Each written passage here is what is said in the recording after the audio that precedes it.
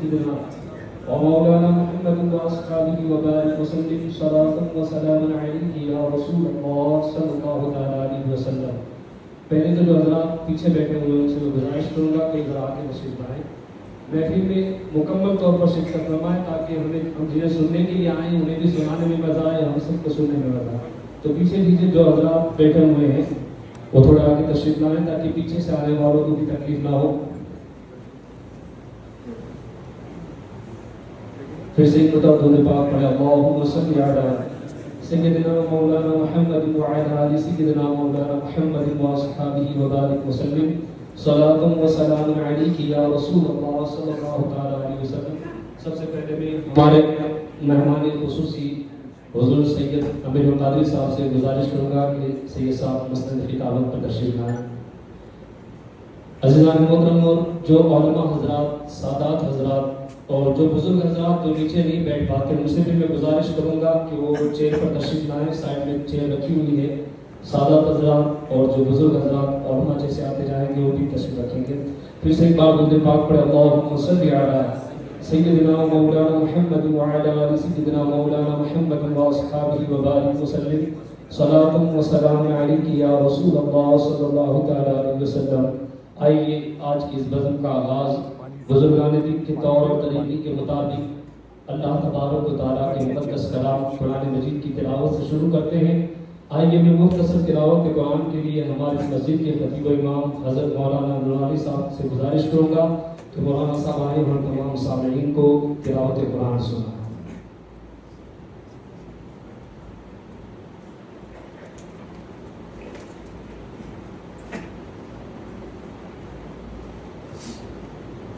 أعوذ بالله من الشيطان الرجيم.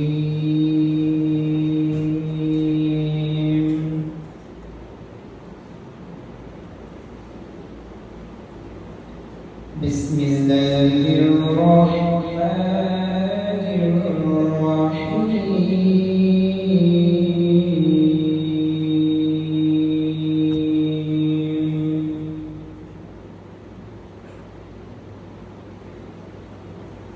ما كان محمد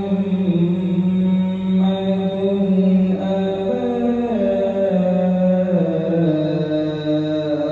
أحد من رجالكم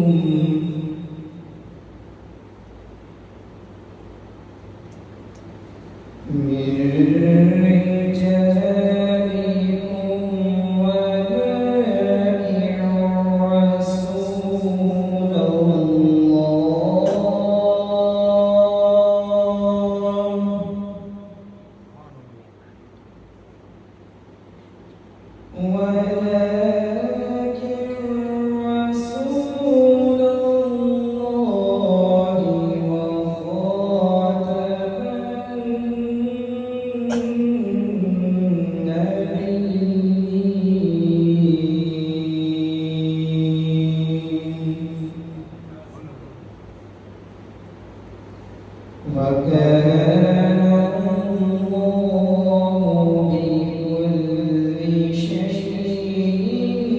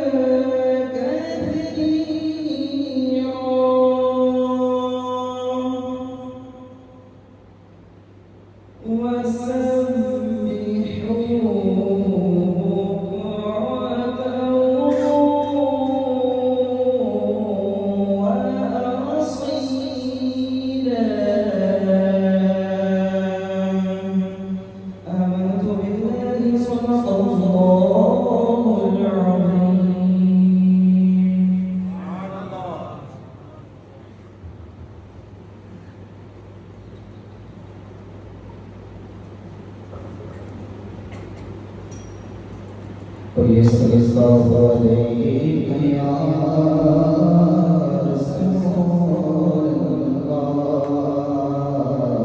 وسلم عليك يا حبيب الله ويصرف عليك يا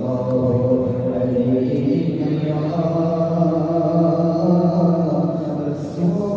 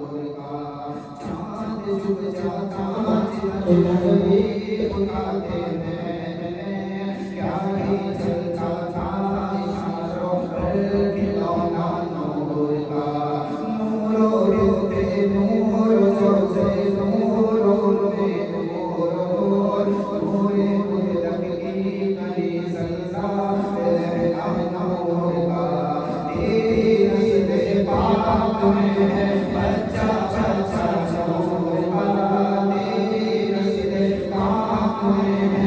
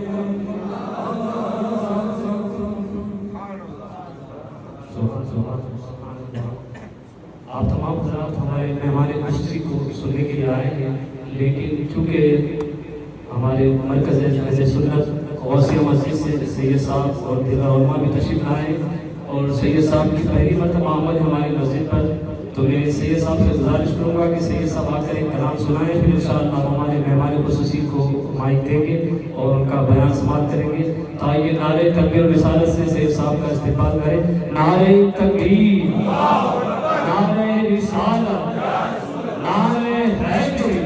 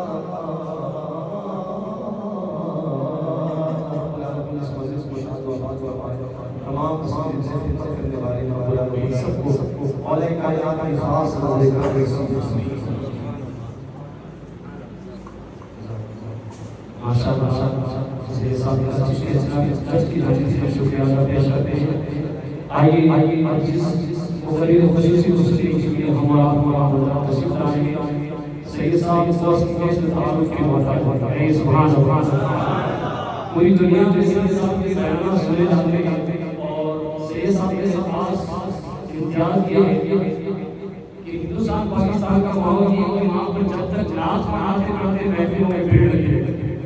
جیسے ہی مغرب مسجد اجازت پر آتا ہے تو آدھی محفل خالی ہو جائے گا، لوگ نعتیں سنا پسند کرتے ہیں.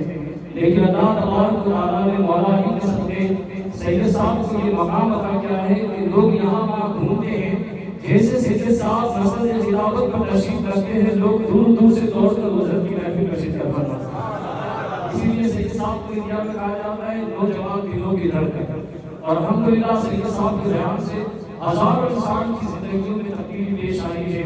جو لوگ سینما اور فلم ڈرامے وغیرہ پسند کرتے تھے، سید صاحب کے بیانات سن کر الحمدللہ انہوں نے اپنے چہروں پر سنت مصطفیٰ سجائی، سروں پر امامے سجائے اور مسجد کے ہمیشہ کے مسافر بنے.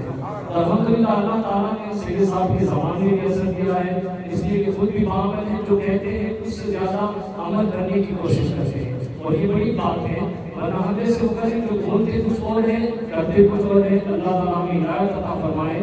لیکن اللہ تبارک و تعالیٰ نے سید صاحب کو یہ خصوصیت دی ہے کہ آپ جتنا بیان کر کے اس سے زیادہ عمل کرنے کی کوشش کرتے ہیں. تو اللہ تبارک تعالیٰ ان کے صدقے ہمیں بھی ان کی باتیں سن کر اس پر عمل کرنے کی توفیق عطا فرمائے.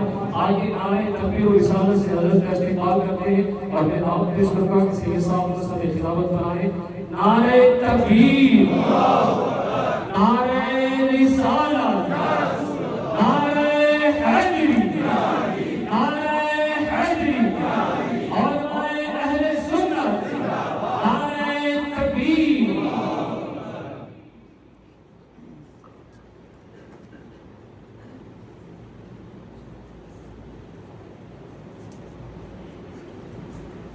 جو سادات حضرات علماء حضرات نیچے تشریف رکھے ہوئے برائے کرم اوپر تشریف لائیں، اور جو بزرگ بھی بیٹھ نہیں پاتے شرمائیں نہیں، چیئر پر تشریف لا سکتے ہیں۔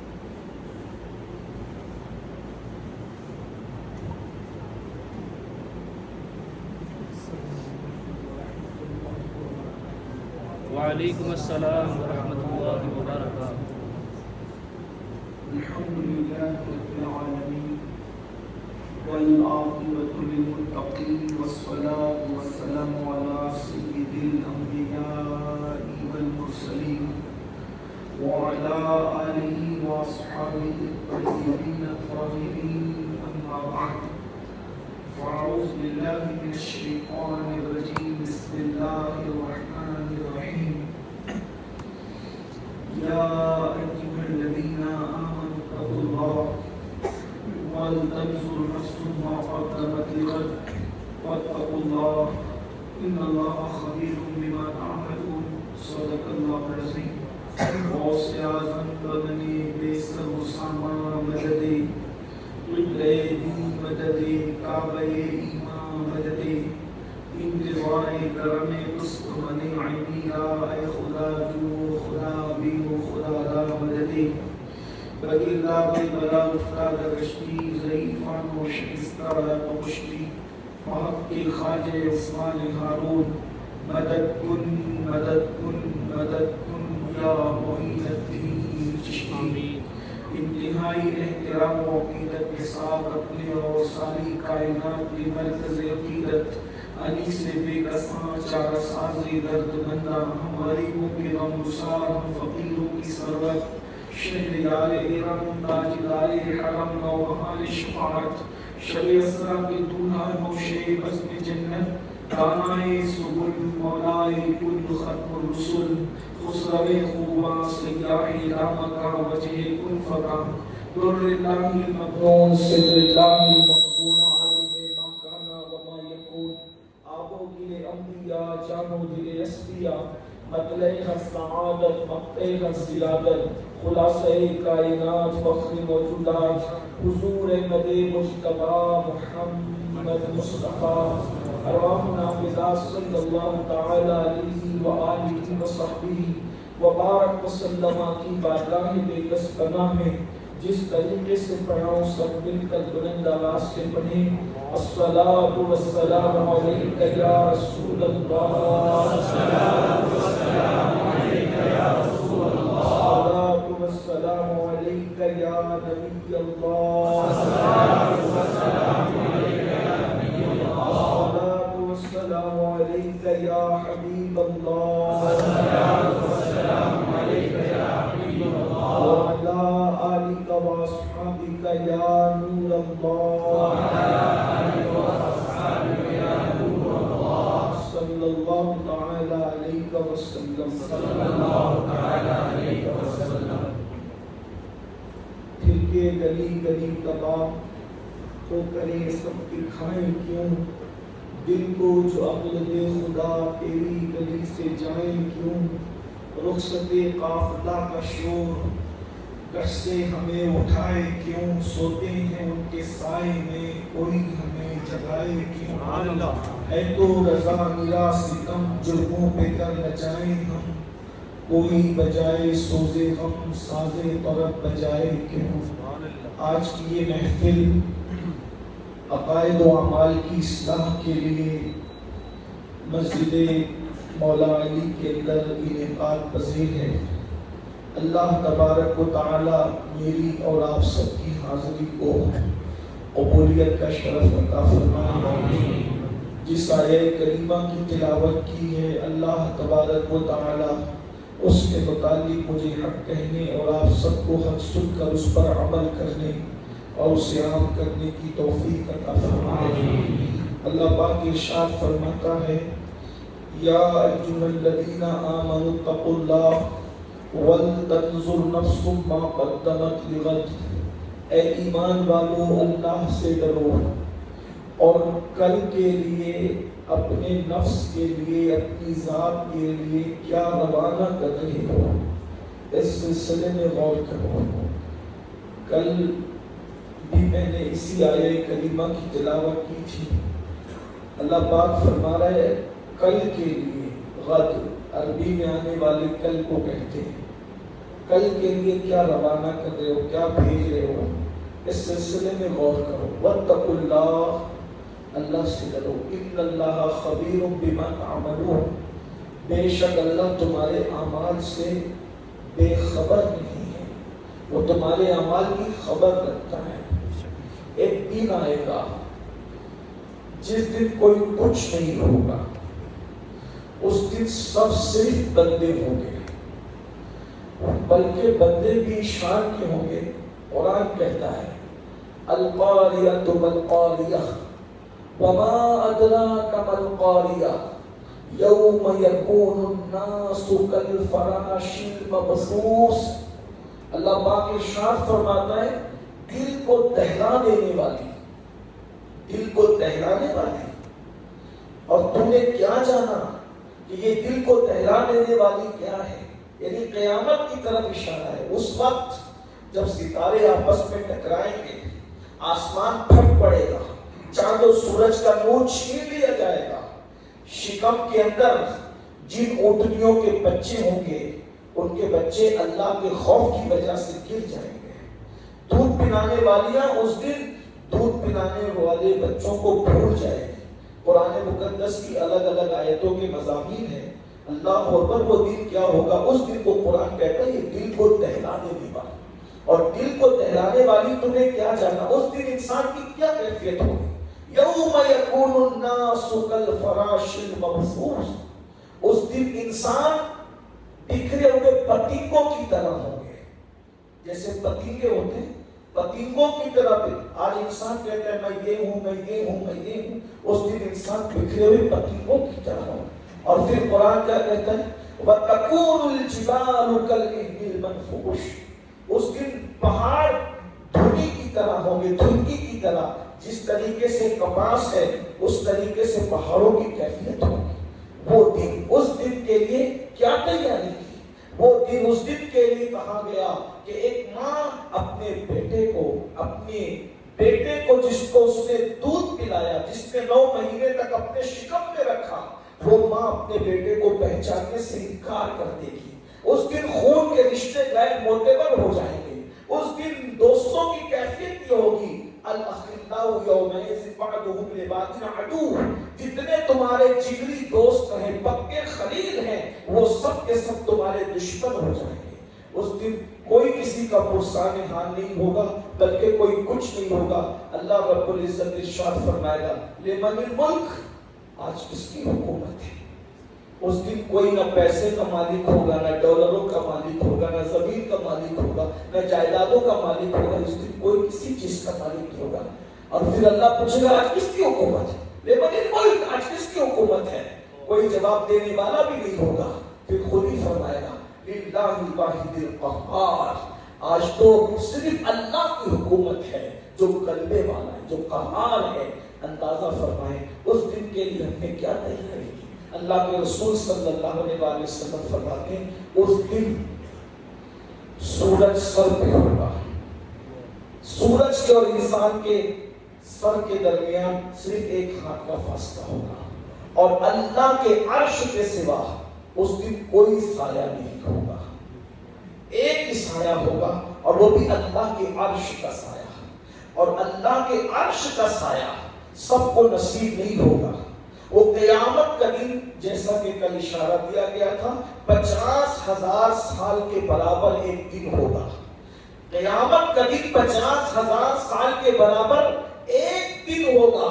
اور قیامت کو قیامت اس لیے کہتے ہیں کہ اس دن سب کو کھڑے رہنا ہوگا، کوئی بیٹھے گا نہیں، سب کھڑے رہیں گے۔ اللہ رب العزت کی بارگاہ میں سب کھڑے رہیں گے، اور اس دن ایک ہی سایہ ہوگا، اللہ کے عرش کا سایہ۔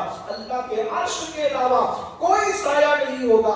اللہ کے رسول صلی اللہ علیہ وآلہ وسلم کی مختلف احادیث ہیں۔ ایک روایت میں آیا عرش کے سائے میں 3 خوش نصیب ہوں گے، ایک روایت میں آیا عرش کے سائے میں 7 خوش نصیب ہوں گے، ایک روایت میں آیا عرش کے سائے میں 10 خوش نصیب ہوں گے.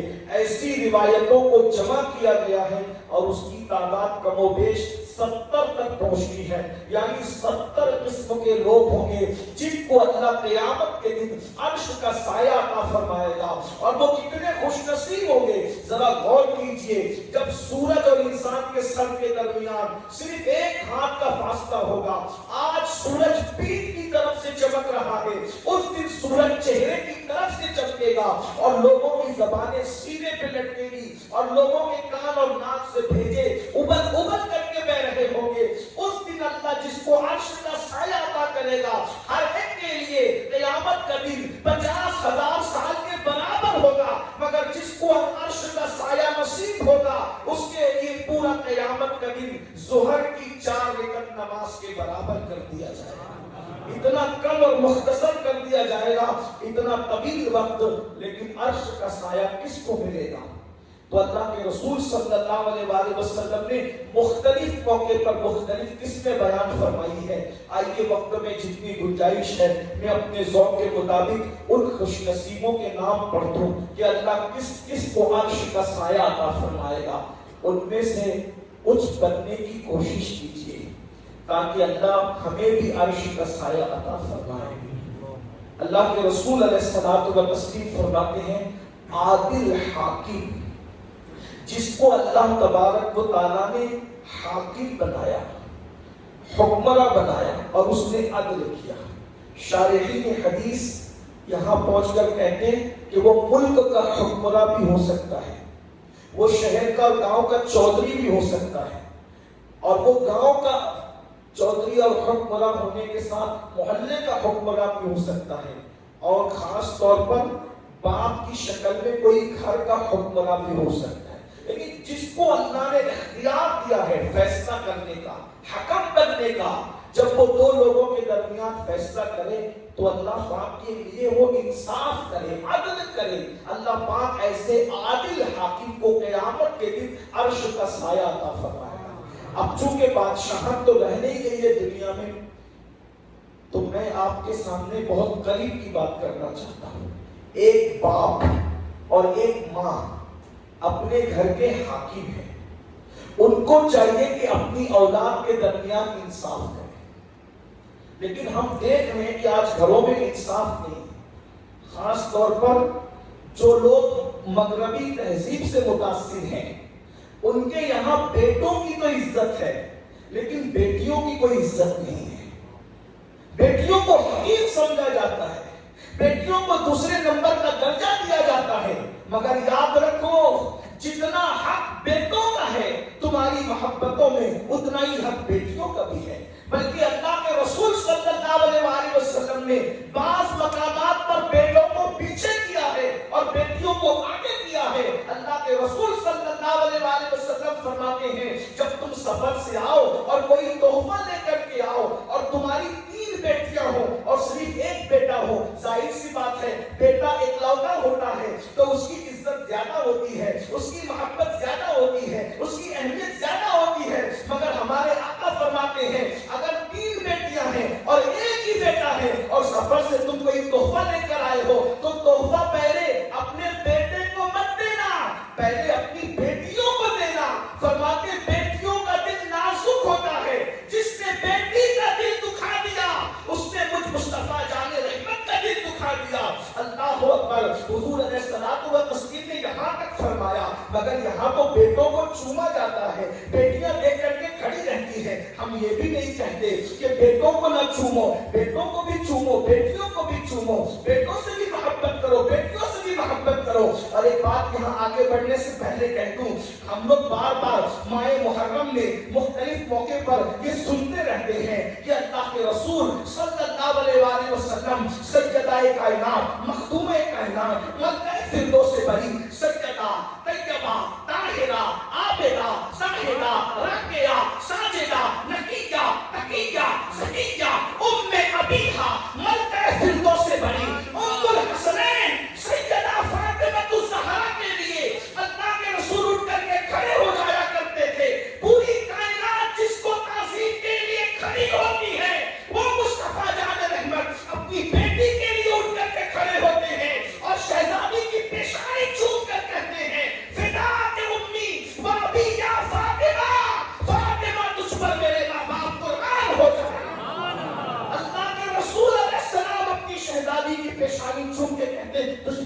ماں باپ قربان ہو جائیں.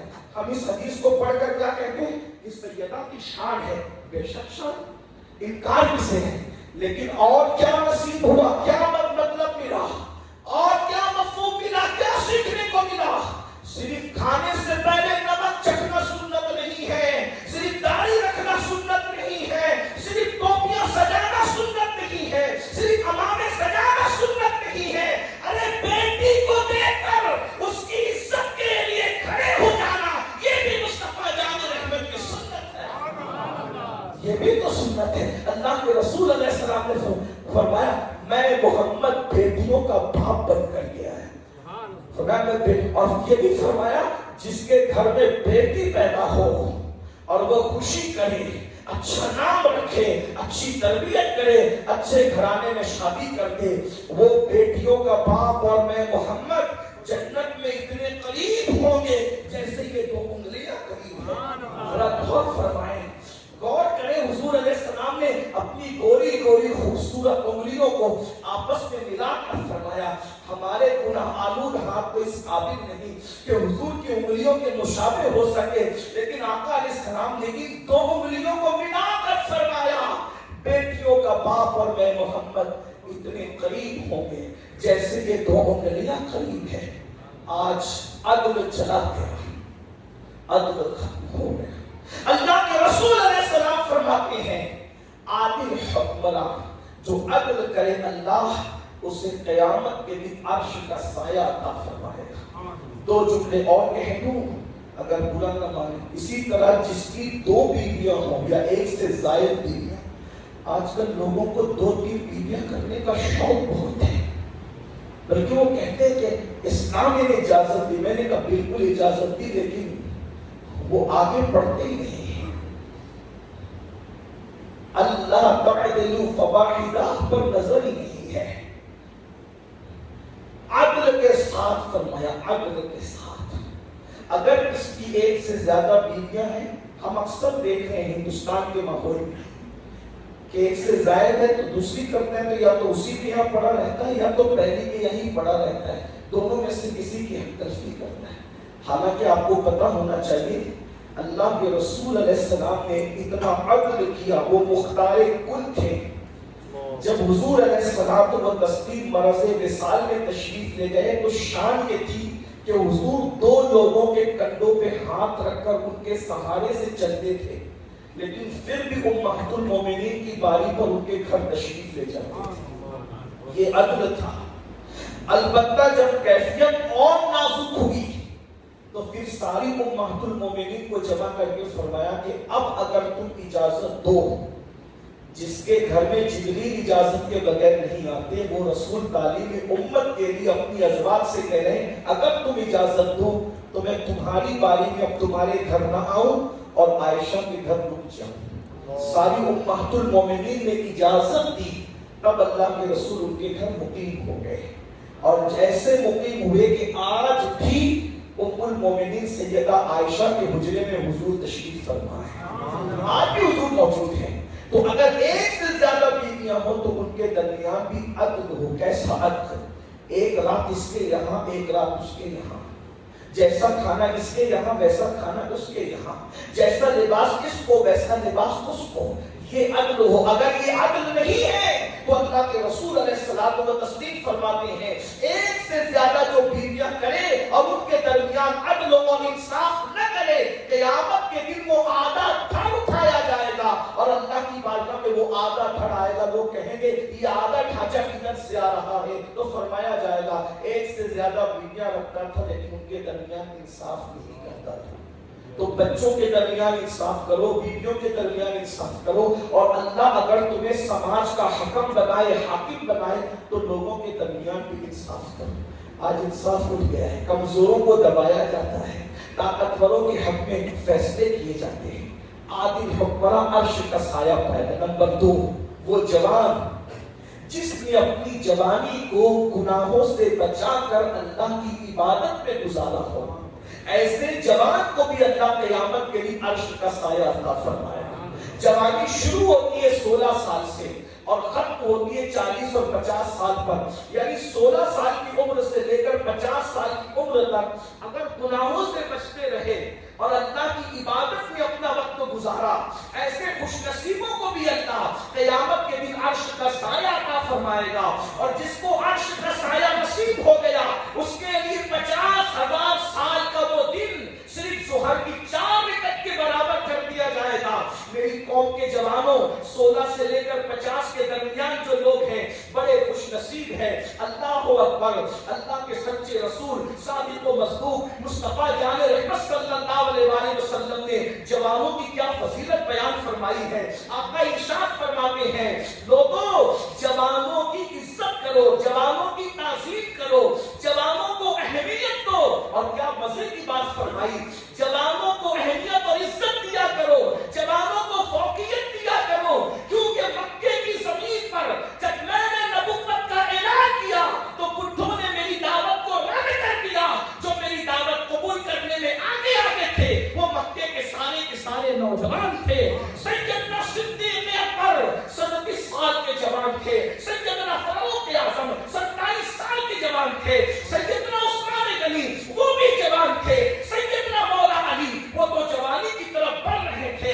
حضرت سیدنا سعد بن ابی وقاص فرماتے ہیں کہ میری عمر ابھی 16 یا 17 سال کی تھی کہ جنگ احد میں میں نے رسول اللہ پر آنے والے تیر کو اپنے سینوں پہ روکا تھا، اپنے سینے پہ روکا تھا۔ 16 سال اور 17 سال کی عمر میں آج کل کے لڑکے کرتے کیا ہیں؟ یہ صحابہ ہیں۔ سعد بن ابی وقاص کہتے میرے چہرے پہ داڑھی کے بال بھی نہیں نکلے تھے کہ میں نے رسول اللہ پر آنے والے تیروں کو اپنے سینے پہ روکا تھا۔ بدر کے فاتحین جوان تھے، سب جوان تھے وہ لوگ، احد کے فاتحین جوان تھے، حنین کے فاتحین جوان تھے، اور خیبر کا فاتح تو ایسا جوان تھا کہ جس کی جوانی کے لیے رسول اللہ نے فرمایا لا فتح الا علی لا سیف الا ذوالفقار، علی کی طرح کوئی جوان نہیں ہے اور ذوالفقار کی طرح کوئی تلوار نہیں ہے۔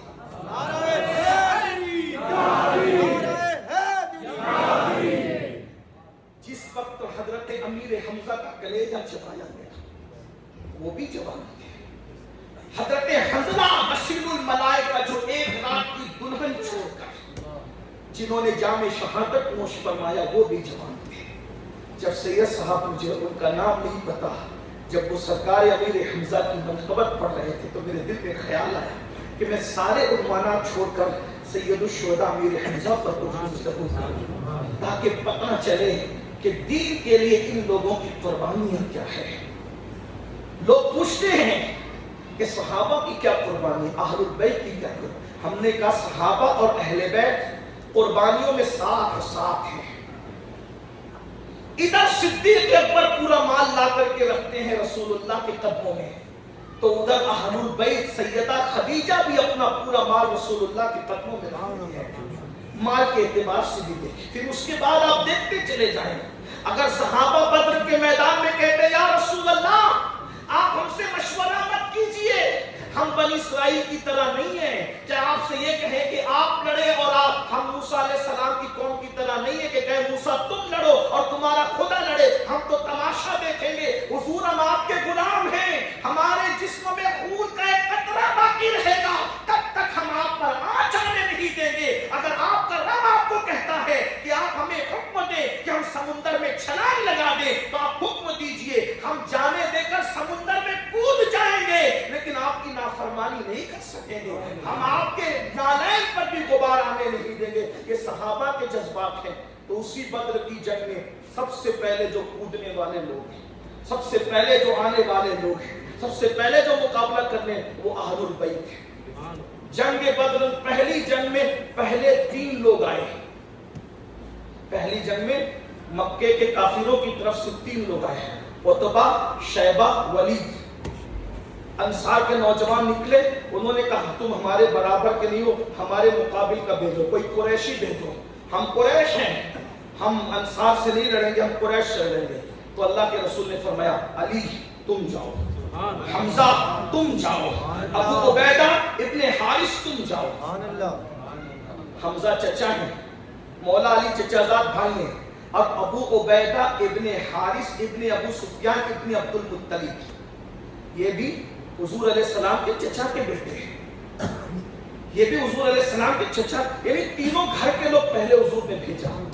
اور اس کے بعد اللہ اکبر، بدر کی جنگ، مولا علی نے ایک بار میں دشمن کو اڑا دیا. سرکار امیر حمزہ نے بھی ایک بار میں دشمن کو اڑا دیا. ابو عبیدہ کمزور پڑ گئے، ان کے دشمن نے ان کو مار دیا. جب مولا کائنات نے دیکھا کہ دشمن نے مارا تو وہ بھی پلٹے اور اس کو بھی جہنم رسید کیا، ان کو اٹھا کر لائے. یعنی بدر کے میدان میں جو پہلے گیا وہ بھی اہل بیت، اور جو پہلا شہید ہوا وہ بھی اہل بیت، نبی کا خاندان. یعنی بدر کی پہلی جنگ میں بھی خاندان نبوت آگے ہے. سب کی قربانیاں سراپ ہو کر، صحابہ کی قربانیاں بلائی نہیں جا سکتی. یہی تو ہمارا امتیاز ہے، تمہیں امتیاز ہے کہ ہمارے دو ہاتھ ہیں. ایک ہاتھ میں اصحاب کا دامن ہے اور ایک ہاتھ میں اہل البیت کا دامن ہے. اور میرے امام کہتے ہیں اہل سنت کا ہے بیڑا پار، اصحاب حضور نجم ہے اور ناؤ ہے فطرت رسول اللہ. اصحاب نجوم رہنما ہے، کشتی ہے آل مصطفی. لیکن سب کی قربانیاں پہلی جنگ میں پہلے اہل بیت، اور جو آخری جنگ ہوگی دجال کے ساتھ اس میں بھی امام مہدی نبی کے گھر کا بیٹا شریک ہوگا. کس کے گھر کا کون ہوگا نہیں پتا، لیکن رسول اللہ کے گھر سے برابر شرکت ہوگی. پہلی جنگ میں حضور کا خاندان، آخری جنگ میں حضور کا خاندان. تو بہرحال بدر میں یہ ہوا، فتح ہوئی، 70 کافر مارے گئے، 70 پکڑے گئے. اس کے بعد ان 70 کے رشتہ داروں کے دل میں انتقام کی آگ بھڑک رہی تھی. انہوں نے کہا ہم احد میں جمع ہوں گے اور بدلہ لیں گے. اور احد کی جنگ میں انہوں نے بدلہ لیا. آج ہمارے نوجوان گندی فلمیں دیکھ رہے ہیں، انہیں احساس ہی نہیں ہے کہ اس دین کو ہمارے گھر تک پہنچانے کے لیے قربانیاں کتنی دی گئی. اللہ نے دولت دی ہے تو زنا کے اڈوں کو آباد کرتے ہیں یہ نوجوان. انہیں پتہ ہی نہیں ہے کہ اگر افریقہ کے ساحلوں پر صحراؤں میں اسلام پہنچا ہے تو قربانی کتنی ہے صحابہ اور اہل البیت کی. کبھی اس قربانی کو محسوس کیا؟ اگر کر سکتے ہو تو کرو. سید بادشاہ نے سرکار امیر حمزہ کا ذکر چھیڑ کر کے میرے دل کے بربتے دل پر عشق کے تار چھیڑے ہیں. میں مختصر عرض کر کے آگے بڑھنا چاہتا ہوں اپنے عنوان کی طرف. بالخصوص جوانوں کی توجہ. ہم حضور علیہ السلام کے معجزات کی طرف توجہ کرتے ہیں، حضور کی محنتوں کی طرف شاید ہماری توجہ نہیں ہے. اور معجزات رسول دیکھ کر جتنے لوگ مسلمان نہیں ہوئے اس سے زیادہ محنت رسول کی بنیاد پر لوگ مسلمان ہوئے. ہم مسلمان احساس نہیں کرتے. اپنے باپ کی کمائی کا احساس ہے، رسول اللہ کی محنتوں کا احساس نہیں ہے. حضور نے کتنی محنت کی. حضور کی دو شہزادیوں کو طلاق دی گئی اسی دین کے لیے جس کا ہم کلمہ پڑھتے ہیں. حضرت رقیہ اور ام کلثوم کو طلاق دی گئی کہ محمد عربی کی بیٹیوں کو طلاق دے دو. جب بیٹیاں گھر جا کر بیٹھے گی تو باپ ٹینشن میں آ کے دین کی تبلیغ بھول جائے گا. اور جب شہزادیوں کو طلاق دی گئی تھی اس وقت مکے کے گنڈے چھپ چھپ کے دیکھ رہے تھے کہ طلاق پا کر جب بیٹیاں گھر جائے گی تو یہ باہر کبھی قدم نہیں نکالیں گے. مگر دنیا نے دیکھا، چشم فلک نے دیکھا، پشت زمین نے دیکھا، جب شہزادیاں رسول اللہ کی طلاق پا کر گھر کی طرف دوپٹے سے آنسو پوچھتے ہوئے آ رہی تھی، رسول اللہ نے فرمایا شہزادیوں سے کیا ہوا؟ کہا بابا آپ کی بیٹیوں کو طلاق دے دیا گیا. کہا کیوں؟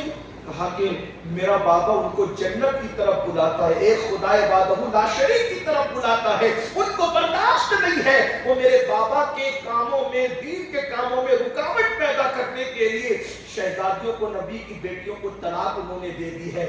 لوگ دیکھ رہے تھے اب ان کا کیا ری ایکشن ہوگا، لیکن دیکھا لوگوں نے. حضور نے اپنی بیٹیوں کے سر پہ ہاتھ رکھ کے کہا صبر کرو، میں اللہ کی راہ میں قدم نکال کر دوبارہ قدم واپس نہیں لے سکتا.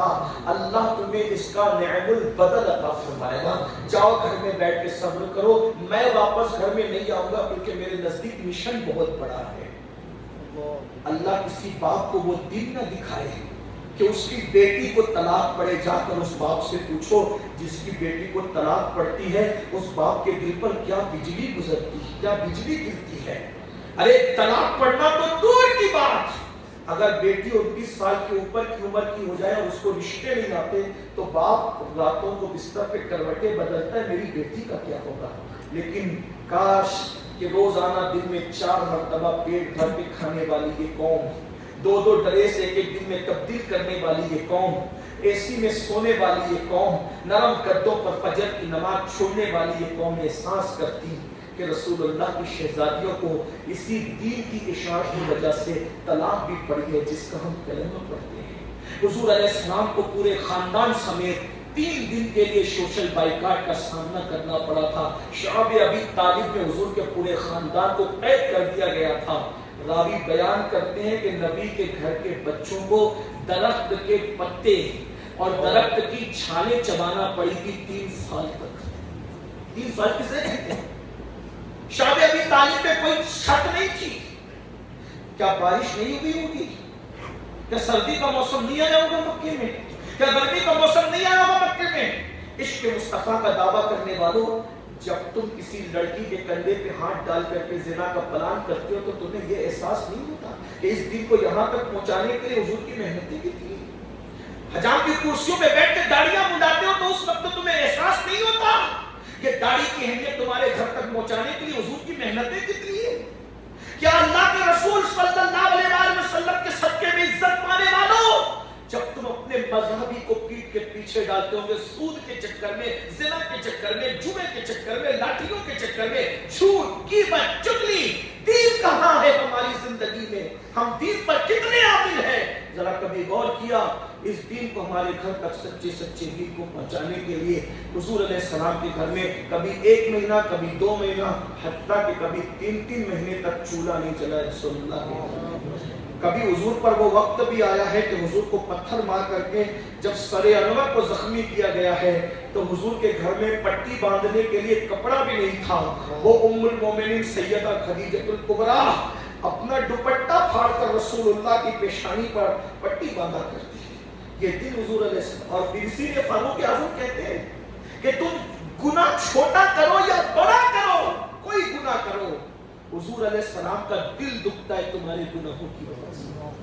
जो गुंबदे खजरा में जो कौम रसूलुल्लाह के दिल को अजियत पहुंचाए वो कौम इज्जत कैसे हासिल करेगी? वो कौम वक़ार कैसे हासिल करेगी? बहरहाल मेरी बात को मैं इख्तिसार के साथ आगे बढ़ाता हूँ कि कितनी कुर्बानियाँ दी हैं सैयदना अमीर हमजा, मुसअब इब्न उमैर, अब्दुल्लाह इब्न जहश, हजरत अंजला, हजरत शम्मास, किस किस का नाम लिया जाए, 70 लोग शहीद हुए।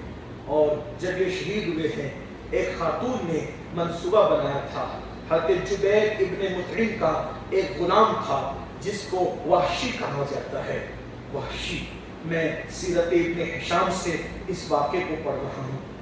अल्लामा इब्न हिशाम अपनी किताब में लिखते हैं, अल्लाह अकबर, जुबैर इब्न मुतइम का वो गुलाम था जिसे वहशी कहते हैं। छोटी छोटी आँखें, छोटा कद और सियाह रंग और निशानेबाज। एक खातून ने कहा था कि अगर तू हमजा को कत्ल कर देगा तो मैं मेरे बदन के जितने ज़ेवरात हैं सब तुझे उतार कर दे दूंगी, तुझे आज़ाद करवा दूंगी, तेरी कीमत अदा करूंगी और तू जो कहेगा तेरी बात मानी जाएगी।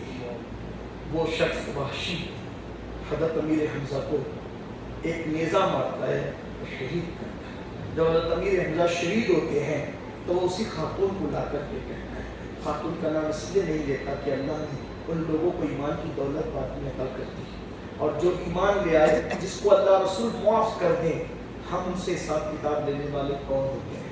बस हमारा अहले सुन्नत का यही अकीदा है, ईमान लाने से पहले जो कुछ हुआ, ईमान लाने के बाद वो सब कुछ अल्लाह और रसूल ने मुआफ़ कर दिया। जिसको अल्लाह रसूल मुआफ़ कर दे, उम्मत को हिसाब किताब लेने का कोई हक नहीं है। बस इतनी सी बात है। लेकिन बात में अर्ज़ करना चाहता हूँ कि जब वहशी ने कहा कि मैंने कत्ल कर दिया है और इसके कीमत में तुम मुझे अपने ज़ेवरात देना चाहती थी तो दे दो, आज़ाद भी करा दो, तो उस खातून ने कहा ऐसे नहीं, इसका सीना चीरो।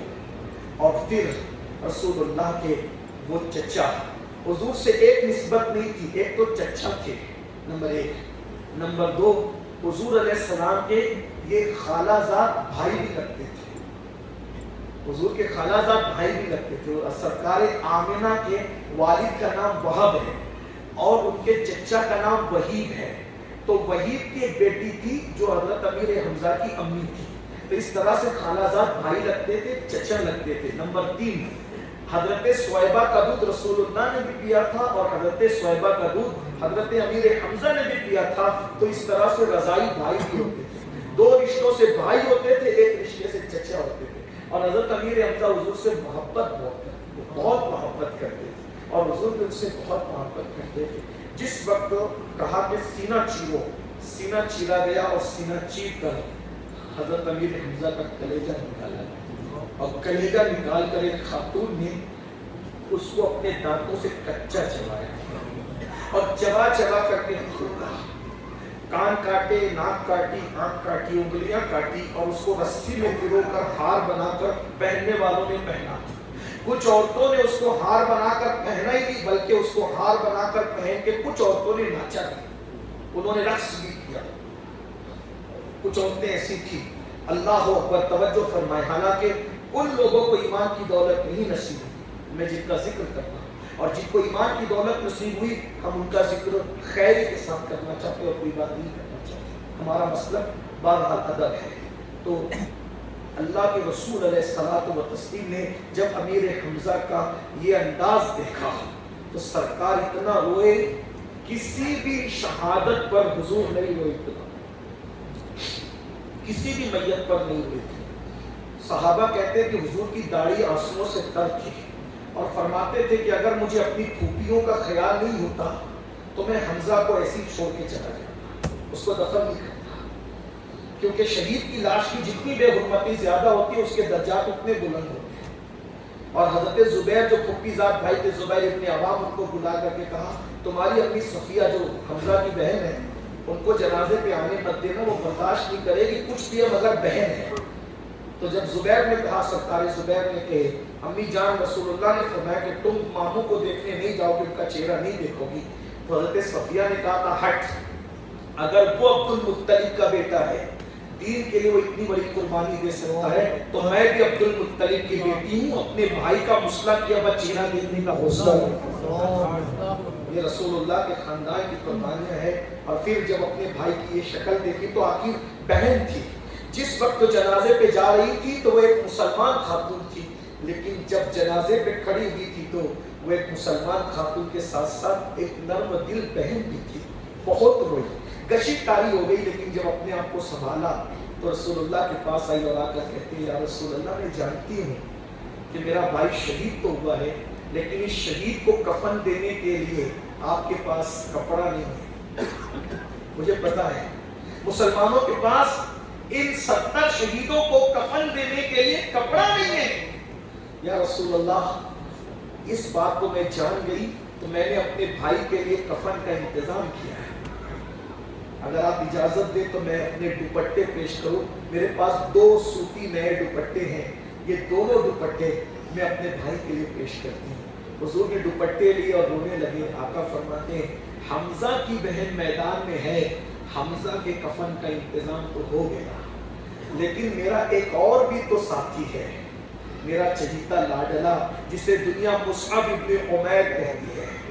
یہ ہم شبیہ رسول تھے. مصعب ابن عمیر صحابہ میں ہم شبیہ رسول تھے اور مدینہ منورہ میں حضور علیہ السلام کے نمائندہ بن کر اور اسلام کے قائد اور اسلام کے پہلے مبلغ بن کر جانے والے سیدنا مصعب ابن عمیر تھے. آقا فرماتے ہیں سارے شہر تلواروں سے فتح کیے ہم نے اور مدینہ منورہ ہم نے قرآن سے فتح کیا. مصعب قرآن پڑھتے جاتے تھے اور مدینہ فتح ہوتا جاتا تھا. مصعب ابن عمیر. اور یہ مصعب ابن عمیر کون تھے؟ بہت بڑے مالدار ماں باپ کے بیٹے تھے. ان سے زیادہ مہنگی خوشبو پورے مکے میں کوئی جوان نہیں لگاتا تھا اور ان سے زیادہ قیمتی کپڑے کوئی نہیں پہنتا تھا.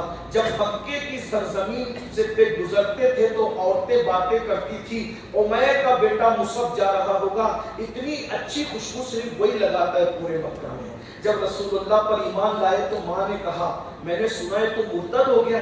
تو ماں کو کہتے ہیں مرتد پہلے تھا, ابھی مومن ہو گیا ہوں امی. تو کہا کہ میں نے سنا ہے محمد عربی کا کلمہ پڑھا, کہاں پڑھ لیا ہے.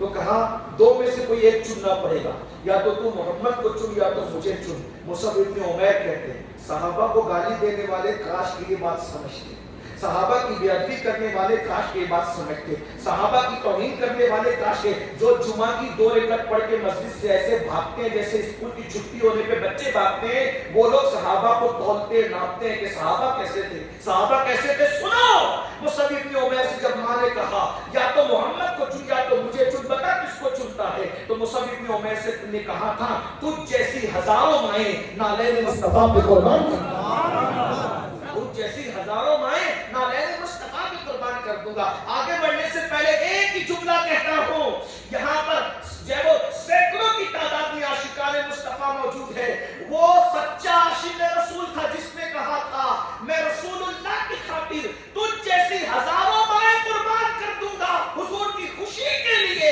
اور آج ہم 10 منٹ کی فجر کی نیند نبی کی خوشی کے لیے قربان نہیں کر سکتے، اور ہم عاشق رسول ہیں۔ ہم اپنی نفسانی خواہشات قربانی، ایک طرف حلال ہو اور ایک طرف حرام ہو، اور حرام میں نبی کی ناراضگی اور حلال میں نبی کی خوشی ہو، تو ہم نبی کی خوشی کی خاطر حرام مال نہیں چھوڑ سکتے، نبی کی خوشی چھوڑ سکتے، حرام مال نہیں چھوڑ سکتے، اور ہم عاشق رسول ہیں۔ 1 کروڑ بار نبی کا دل دکھا دیں گے لیکن اپنا ذاتی مفاد نہیں چھوڑیں گے، ہم عاشق رسول، اور ہم جنتی ہیں، ہم ٹھیکیدار ہیں جنت کی۔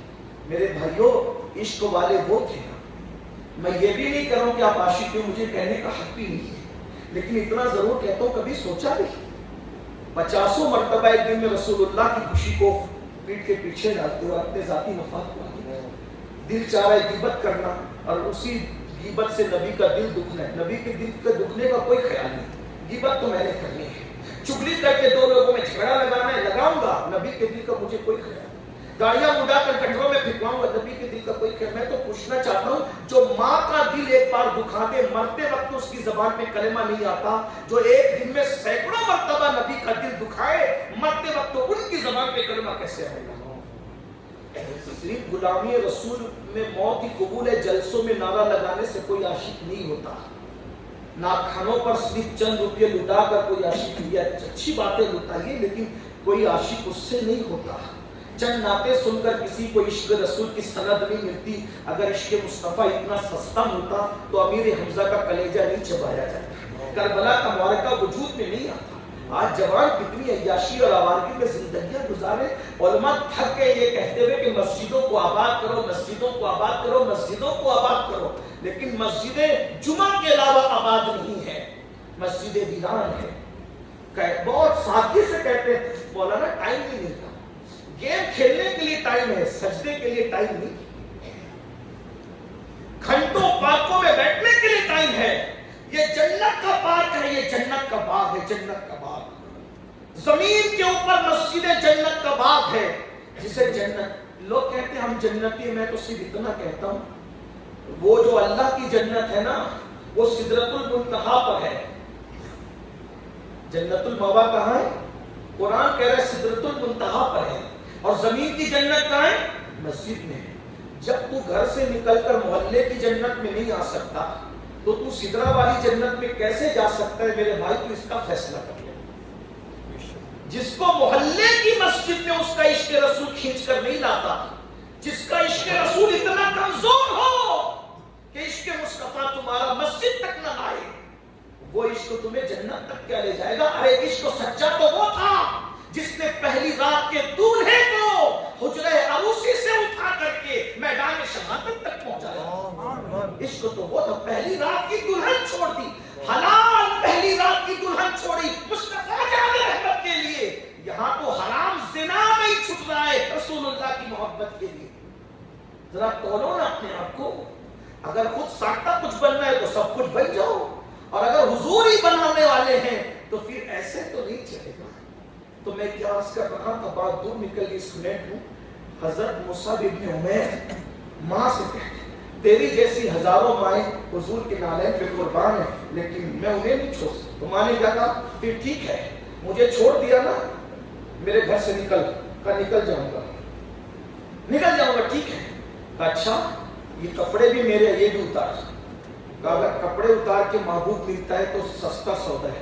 कपड़े भी उतार के दे दिए और टाट लपेटा मुसअब इब्न उमैर ने टाट, और टाट लपेट कर हुजूर को तलाश किया। तो उन दिनों हुजूर अपने घर में नहीं रहते थे। ये भी तारीख का एक बाब है कि रसूलुल्लाह को मक्के के गुंडों ने इतना सताया कि हुजूर अपने घर में रहना छोड़कर हजरत अरकम के घर में, दारे अरकम में रहने लगे थे, जो पहाड़ की घाटी में था। और सहाबा मिलने जाते थे तो खड़े होकर नहीं जा सकते थे, घुटनों और हाथों के बल चल के हुजूर से मिलने जाते थे। ये दौर गुजरा है। हुजूर की मेहनतों को याद करो। सूद के धंधे खा करके दिल को बेमुरब्बत करने वालों, सूद के लुक़्मे खा के दिल बेमुरब्बत हो गए, दिल सख्त हो गए। हलाल और हराम में तमीज छोड़कर हराम लुक़्मे खाकर हमारे दिल रसूलुल्लाह के हवाले से सख्त हो गए हैं। रसूलुल्लाह के लिए सुकून हन्नाना रोए, पत्थर रोए, और हमें रोना नहीं आता हुजूर के लिए। हुजूर को सता सता कर भी, हुजूर को बेचैन करके भी हमें एहसास नहीं है। मैं कहता हूँ, लोग हमसे कहते हैं पूरी उम्मत क्यों रो रही है। मैंने कहा जो गुंबद खजरा में नबी के दिल को तकलीफ पहुंचाए, उस कौम को खुशी कैसे मिल सकती है। अल्लाह ने उनके लिए तो इरशाद फरमाया, इन्नल लदीना युज़ूनल्लाह व रसूला लअनहुमुल्लाहु फिद दुनिया वल आखिरह।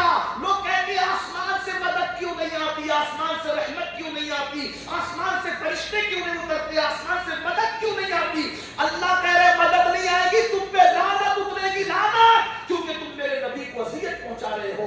इन्नल लदीना युज़ूनल्लाह व रसूला, जो अल्लाह उसके रसूल को अज़ियत पहुंचाते हैं, रहमत नहीं, लअनहुमुल्लाहु फिद दुनिया वल आखिरह। अल्लाह उन पे दुनिया में भी लानत करता है, उन पे आखिरत में भी लानत है। फिलिस्तीन में मदद क्यों नहीं आती, हुजूर को अज़ियत पहुंचा रहे हो ना।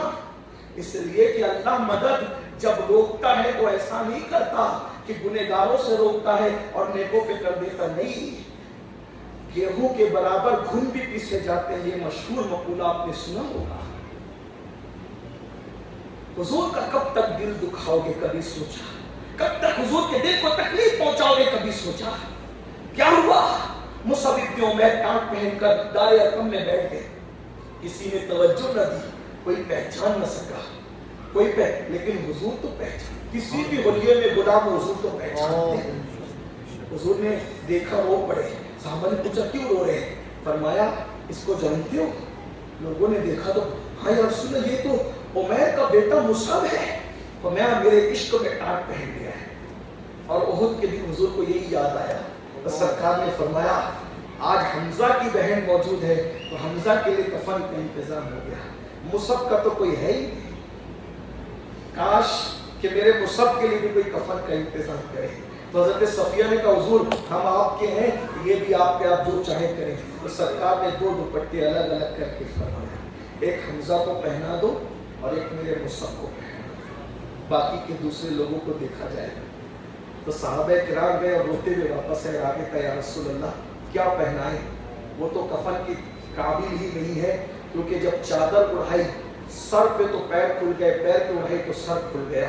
अब क्या करें? आका ने फरमाया मुंह छुपा दो और पैर खुले रहे तो उस पे घास डाल दो, अजकर नामी घास डाल दो। अंदाजा फरमाए ये हालात से वो गुजरे हैं, इन हालात, वो सब नौजवान थे। इस उम्मत को एहसास, इकबाल ने बहुत दिल की गहराइयों से कहा था, खुदा तुझे किसी तूफान से आशना करते कि तेरी बहर की मौजों में इस्तिराम नहीं।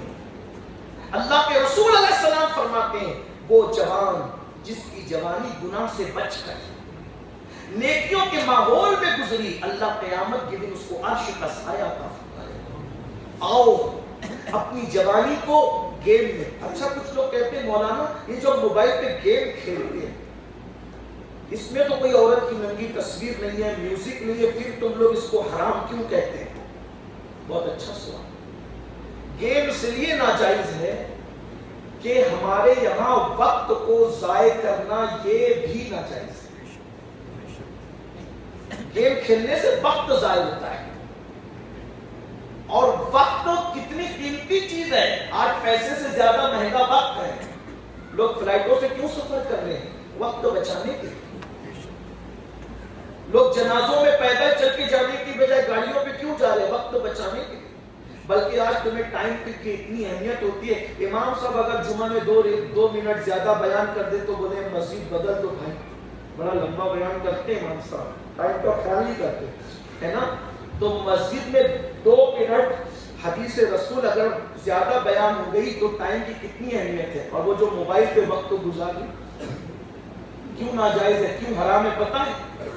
سورہ زلزال کی تفسیر میں امام فخر الدین رازی رحمۃ اللہ علیہ لکھتے ہیں کہ اللہ کے رسول علیہ السلام نے فرمایا ہر آنے والا دن اعلان کرتا ہے لوگوں میرا صحیح استعمال کرنا، کیونکہ قیامت کے دن اللہ تم سے پوچھے گا کہ تم نے وقت کہاں استعمال کیا، اور وقت ایک مرتبہ چلا جاتا ہے تو دوبارہ پھر لوٹ کر نہیں آتا۔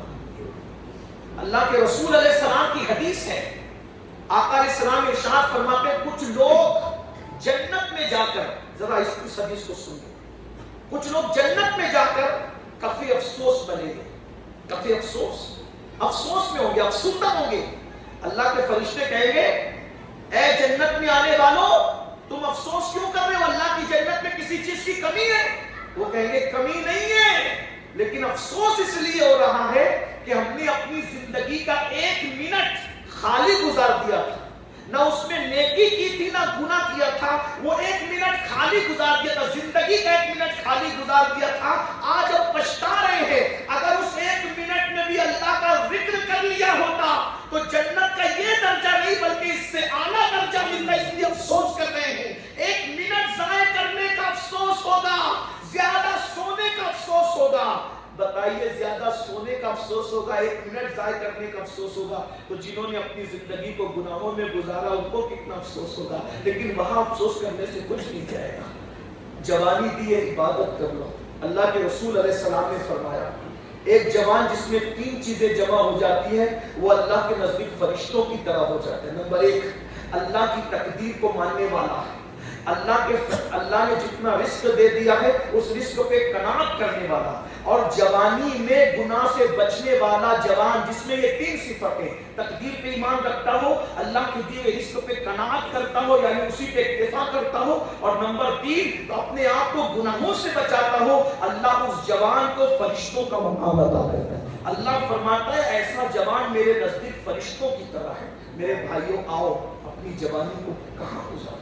کوئی بندہ تو افیئر میں وقت ضائع کر رہا ہے، لڑکیوں سے محبت آج عام بات ہو چکی، بلکہ کچھ لڑکے تو ایسا کہتے سنے گئے ارے جوانی میں جس نے لڑکی سے محبت نہیں کی وہ کوئی مرد ہے، وہ تو نامرد ہوگی۔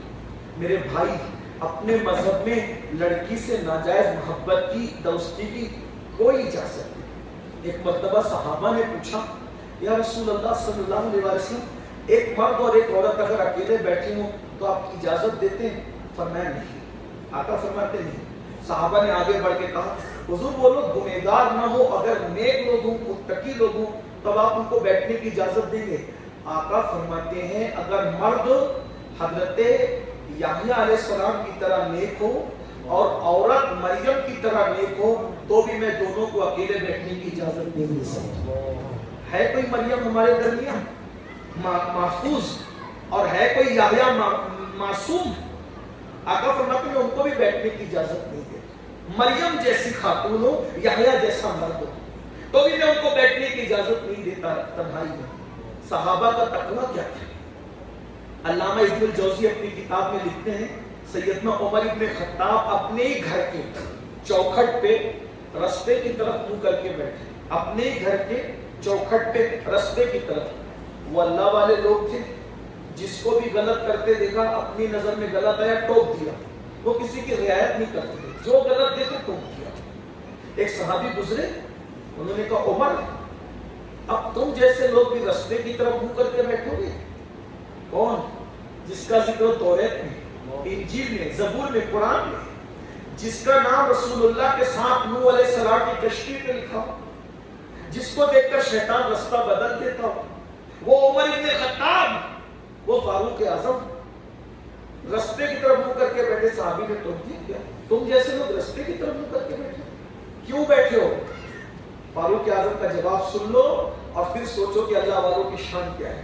فاروق اعظم کہتے ہیں میری بیٹی حفصہ، توجہ، میری بیٹی حفصہ آج مجھ سے ملنے آئی، اور حفصہ کون ہے؟ یہ حضرت فاروق اعظم کی جہاں بیٹی ہے وہیں یہ رسول اللہ کی بیوی ہیں. تو اب اس نسبت سے حضرت عمر سے ان کے کتنے رشتے ہو گئے؟ 2 رشتے. ایک رشتے سے بیٹی اور دوسرے رشتے سے ماں. جو بیٹی ہوگی وہ کبھی ماں نہیں ہو سکتی اور جو ماں ہوگی وہ کبھی بیٹی.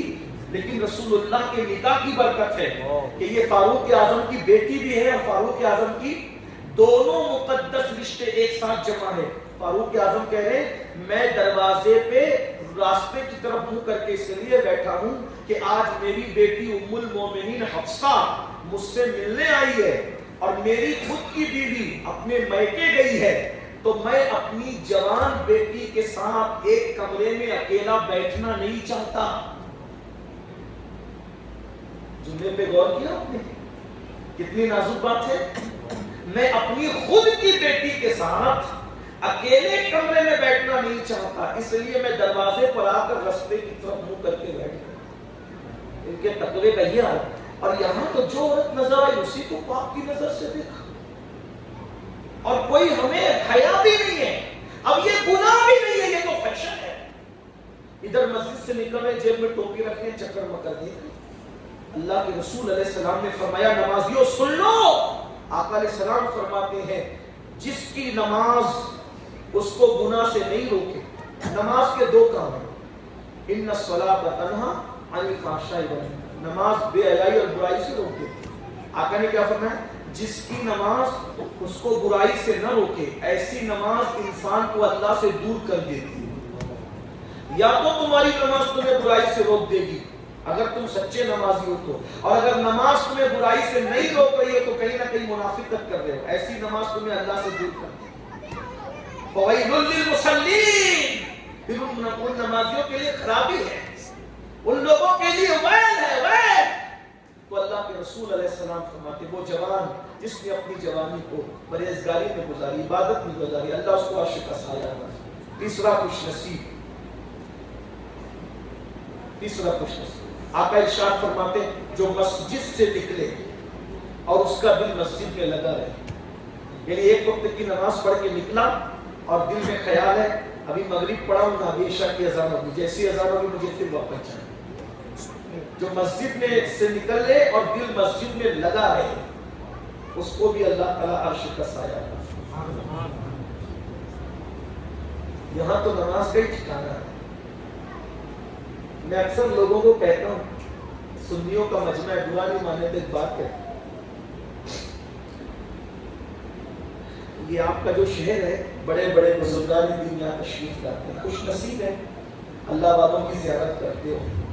ماشاءاللہ حضرت علامہ سید اویس میاں صاحب جیسے لوگ آپ کے یہاں ہیں, سید صاحب ہیں, علماء کرام ہیں, مولانا حضرت علامہ ریاض صاحب ہیں, اور بھی میں سب کے نام نہیں جانتا. اللہ والوں کے درمیان رہتے ہو. آپ لوگوں میں سے ہر کسی کا کوئی نہ کوئی پیر ہوگا, بزرگ ہوگا جس کو آپ مانتے ہوں گے. اگر کسی بزرگ نے اپنا رومال, اپنا قلم, اپنا امامہ, اپنی ٹوپی آپ کو دے دی تحفے میں, آپ اپنے آپ کو کتنا خوش نصیب سمجھتے ہیں. سب کو کہتے ہو فلاں بزرگ کی ٹوپی میرے پاس انہوں نے تحفے میں دی تھی, فلاں کا امامہ میرے پاس انہوں نے تحفے میں دیا تھا, فلاں کی پین میرے قلم میرے پاس تحفے میں دیا تھا. کیا کریں گے اس کو؟ اس کو بہت سنبھال کے رکھا ہے, پہنتا بھی نہیں, اس کو قبر میں لے جاؤ. بہت مبارک, دونوں ہاتھوں سے سلام آپ کو سلوٹ کرتا ہوں. اچھی بات ہے, مجھے کوئی اعتراض نہیں کیونکہ میں خاندانی سنی ہوں الحمدللہ. 41 پشتوں کا پشتینی سنی ہوں, کنورٹڈ نہیں ہے الحمدللہ. اللہ کا احسان, شکر ہے, فخر نہیں کر رہا, شکر کر رہا الحمدللہ رب العالمین. سلام ہے تمہیں. لیکن ایک سوال کرتا ہوں, کوئی بزرگ کتنا بھی بڑا ہو کیا اس کی بزرگی اللہ سے بڑی ہے؟ جواب دینا پڑے گا آپ کو, اس میں مجھے بتائیں کیا اس کی بزرگی اللہ سے بڑی ہے؟ ایسے جواب نہیں چلے گا, سب کا جواب چاہیے. اگر میری بات سمجھ میں آئی, ہم دیہاتی لوگ بھائی ٹوٹی پھوٹی اردو ہی بول سکتے ہیں, ہم آپ کی زبان نہیں بول پائیں گے. لیکن آپ کو اگر میری بات سمجھ میں آ رہی تو کیا کسی بھی بزرگ کی بزرگی اللہ سے بڑی ہے؟ نہیں. تو آپ ہر بزرگوں کے تحفے کو اتنا سنبھال کے رکھتے ہو, عزت کرتے ہو. اللہ نے بھی تو تمہیں ایک تحفہ دیا ہے اور وہ بھی ڈائریکٹ نہیں دیا. اللہ نے تحفہ تمہیں بھیجا ڈائریکٹ نہیں بھیجا. تحفہ دینے والا اللہ اور جن ہاتھوں سے بھیجا وہ مصطفیٰ جان رحمت کے ہاتھ. ذرا غور کر لیجیے. صرف اتنا سوچ لو کہ کیا میں مومن ہو کر منافقت تو نہیں کر رہا ہوں. اگر جملے تلخ ہو جائے تو معاف کر دینا, اور اگر محسوس کر لیں تو ذرا احساس کرنا کہ ہم کہاں کھڑے ہیں. ایک دن میدان محشر ہے بھائی, وہاں نہ کسی کی دادا گیری چلے گی نہ بابا گیری چلے گی. جب نبی کا بیٹا جہنم میں جائے گا نا تمہاری آنکھوں کے سامنے, تو تمہیں احساس ہوگا کہ یہ میدان محشر ہے. نوح علیہ السلام کے بیٹے کی شکل میں نبی کا سگا بیٹا جہنم میں جا رہا ہوگا. لوط علیہ السلام کی بیوی کی شکل میں نبی کی بیوی جہنم میں جا رہی ہوگی. آزر کی شکل میں نبی کا سگا چچا جہنم میں جا رہا ہوگا. ہمارا کیا بنے گا؟ بہت بڑی بڑی باتیں کرتے ہیں, لیکن کبھی احساس کیا کہ ہم اللہ سے کتنی وفا کر رہے ہیں. ہم نے ہر پیر کے, ہر بزرگ کے, ہر استاد کے, اپنے باپ کے, اپنی ماں کے, اپنے امام کے, اپنے علماء کے تحفے کی قدر کی, لیکن ایک تحفہ اللہ نے بھی بھیجا اور ڈائریکٹ نہیں, اس لیے کہ وہ تمہارے عشق کا بھی امتحان لے رہا ہے اور تمہاری غیرت توحید کا بھی امتحان لے رہا ہے کہ تم الوہیت کے کتنے وفادار ہو, رسالت کے کتنے وفادار ہو اور نفس کے کتنے پجاری ہو. اللہ نے تحفہ دیا مصطفیٰ جان رحمت کے ہاتھوں سے کہ تحفے کو بھی دیکھو, تحفے والے ہاتھوں کو بھی دیکھو, دینے والوں کو بھی دیکھو. دینے والا اللہ, تحفہ نماز کا ہاتھ مصطفیٰ جان رحمت کے. ارے ہر تحفے کا تم نے احترام کیا, کیا اللہ کے تحفے کی بھی وہی عزت کی جو پیروں کے تحفے کی عزت کر رہے ہو, جو استادوں کے تحفے کی عزت کر رہے ہو, جو مشائخ کے تحفے. ایک بات کہہ دوں, پیر کا, استاد کا, علماء کا تحفہ قبر میں کام آئے گا کہ نہیں آئے گا اس کی کوئی گارنٹی نہیں ہے, لیکن اللہ کا دیا ہوا تحفہ قبر میں ضرور کام آئے گا. اس کی گارنٹی مصطفیٰ جان رحمت نے دی. وہ تحفہ کہاں گیا؟ اللہ نے دیا نا. اللہ کے تحفے کی قدر نہیں ہے. اب ایک بات کروں, اگر میں یہ تمہارے تحفے میں آپ کو دے دوں اور آپ اس کو یوں پھینک دیں, میرے دل پہ کیا کر سکتے ہیں؟ تحفے کو پھینکنے کی بات نہیں ہے, تحفہ پھینکنا بتا رہا ہے کہ امیر القادری کی کوئی عزت نہیں ہے تمہارے دل میں. اگر تم نے میرے تحفے کو پیٹ کے پیچھے ڈال دیا تو میری کوئی عزت نہیں ہے تمہارے دل میں, یہی مطلب نکلے گا نا. اور اللہ کے تحفے کو پیٹ کے پیچھے ڈالا تو کیا مطلب نکلا؟ زبان سے بہت کچھ کہہ رہے ہو, قرآن کہہ رہا ہے, قرآن شکایت کر رہا ہے, وما قدر اللہ حق قدر. تم نے اپنے اللہ کی وہ قدر نہیں کی جیسا کہ قدر کرنے کا. جو قوم اللہ کی عزت نہ کرے وہ چاہے کہ میری عزت ہو, جو قوم اللہ کی قدر نہ کرے وہ قوم چاہے کہ ہماری قدر ہو. وہ زمانے میں معزز کے مسلمان ہو کر آج ہم خان ہوئے, تاریخ قرآن ہو کر درس قرآن اگر ہم نے نہ بلایا ہوتا, یہ زمانہ نہ زمانے نے دکھایا ہوتا, کتنا رونا رویا جائے, کتنا ٹکڑا اٹھایا جائے. اتنا ہی کہتا ہوں, اللہ کی توفیق کی کر. ایک وقت کی نماز کے صرف 10 منٹ لگتے ہیں, 5 وقت کے لیے 50 منٹ. آج اگر ٹائم نہیں نکالو گے موت کی تلوار سر پہ لٹک رہی ہے, موت آئے. اللہ تم سب کو لمبی عمر دے, عمر نوح عطا کرے. ہم تو دعا دینے والے لوگ ہیں, لیکن نوح کی عمر پاؤ گے تو بھی موت آئے, خضر کی عمر پاؤ گے تو بھی موت آئے, موت کی عمر پاؤ گے تو بھی موت آئے گی, کیونکہ ایک دن موت کو بھی موت ہے, ایک دن موت نے بھی مر جانا ہے. کل من علیہا فان, سب ختم ہو جائے. وَيَبْقَى وَجْهُ رَبِّكَ ذُو الْجَلَالِ وَالْإِكْرَامِ. اللہ کے علاوہ سب ختم. کل نفس ذائقۃ الموت, ہر نفس کو موت کا مزہ چکھنا ہے. اینما تکونوا یدرککم الموت ولو کنتم فی بروج مشیدہ. اگر مضبوط قلعوں میں جا کے چھپ جاؤ گے تو بھی تمہیں موت آ جائے گی.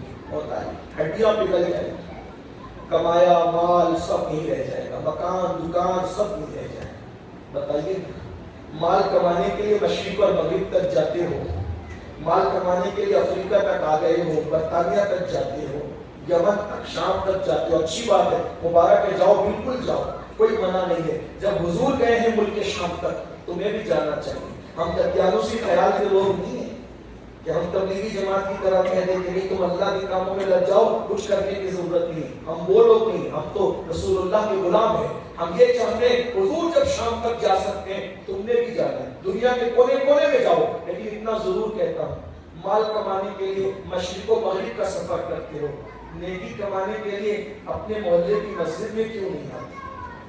आओ मस्जिदों में आओ। अरे तुम तो खुशनसीब लोग हो, तुम्हारे यहाँ तो चर्च खरीद कर मस्जिद बनाई है।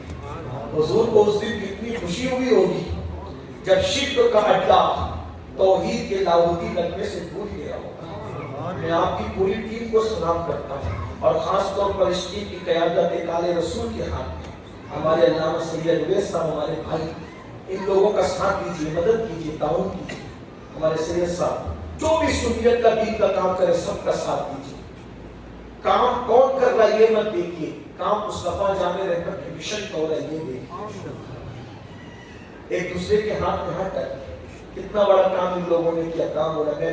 दिन भर से सुन्नियों का काम देखता रहा, खुश होता रहा। वहाँ स्कूल बनाने का प्लान, वहाँ इसका प्लान, अल्लाह सबके प्लान को कामयाब फरमाए। लेकिन एक बात कहता हूँ ना, अगर नमाजी नहीं बने, हॉस्पिटल बना लो, कॉलेज बना लो, कुछ बना लो, बल्कि मुझे तो डर ये भी लग रहा है अल्लाह वो दिन कभी ना दिखाए।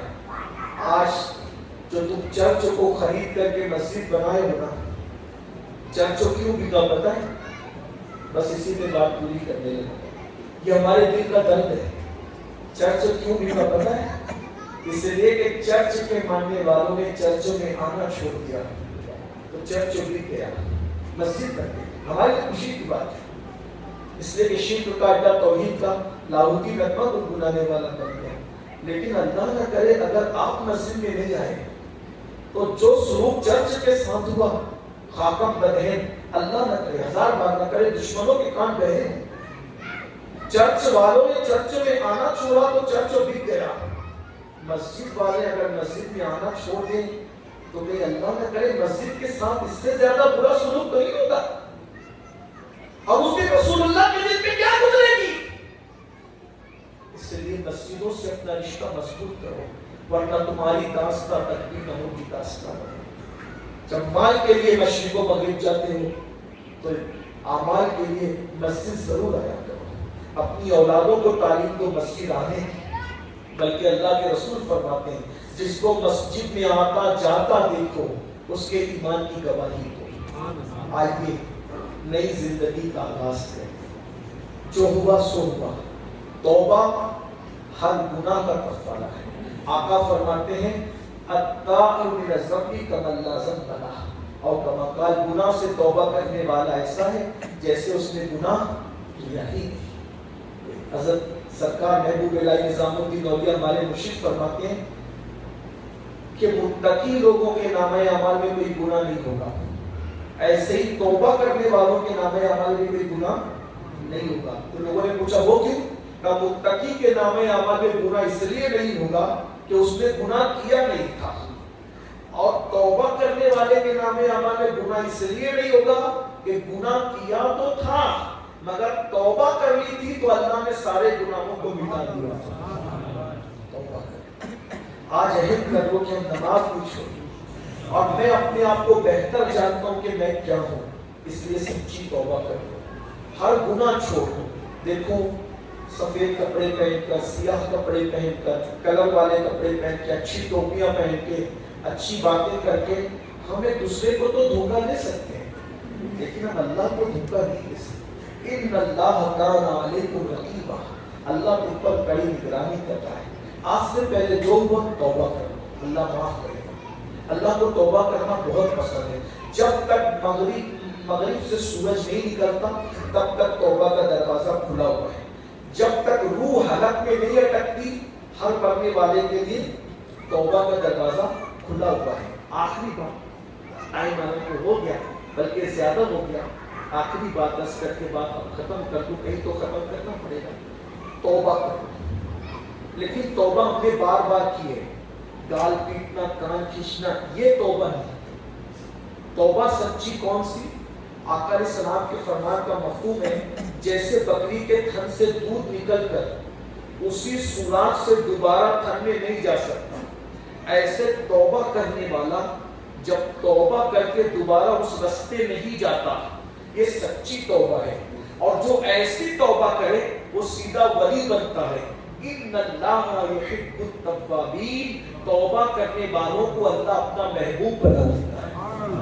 بلکہ جو جوان توبہ کرے، جو جوان ہے ان کو خاص دعوت، جو جوان توبہ کرتا ہے اللہ 70 دن تک کے آسمانوں میں نور کی قندیلیں روشن کرواتا ہے، اور فرشتے دوسرے سے پوچھتے ہیں کہ نور کی قندیلیں کیوں جمع روشن ہوئی ہے؟ تو فرشتے کہتے ہیں ایک جوان نے توبہ کی ہے، اس کی خوشی میں اللہ نے آسمان میں یہ قندیلیں جمع کی. اور جنت کو از سرے نو اللہ آراستہ کرنے کا حکم دیتا ہے، فرماتا ہے جنت آراستہ نئے سرے سے کی جائے کیونکہ ایک جوان نے سچی توبہ کی.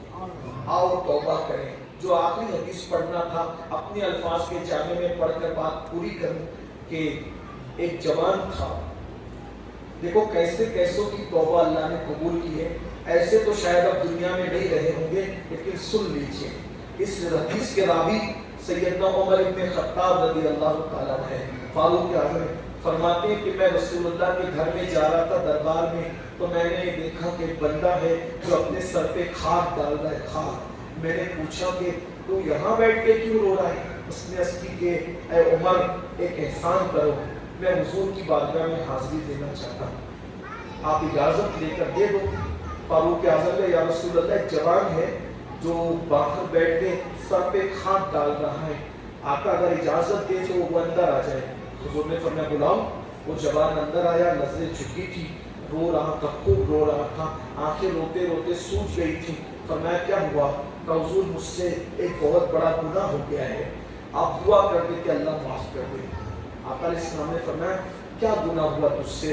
میں مفہوم پڑھ رہا، کیا گناہ ہوا تجھ سے؟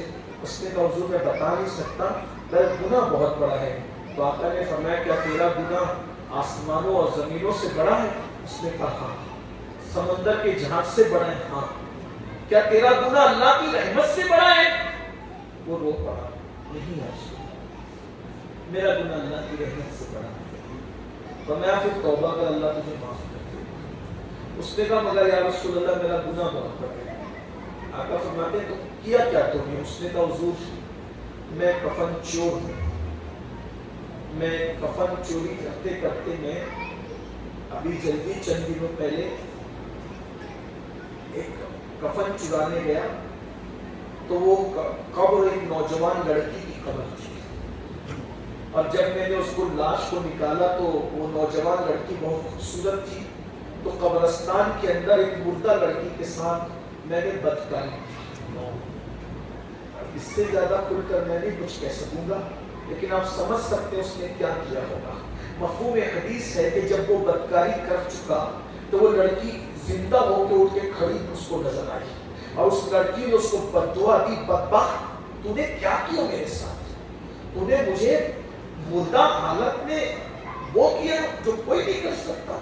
اللہ تجھے کبھی نہ بخشے، تو ہلاک ہو، تو برباد ہو، تو ختم ہو جائے، فنا ہو جائے، تو تباہ ہو جائے.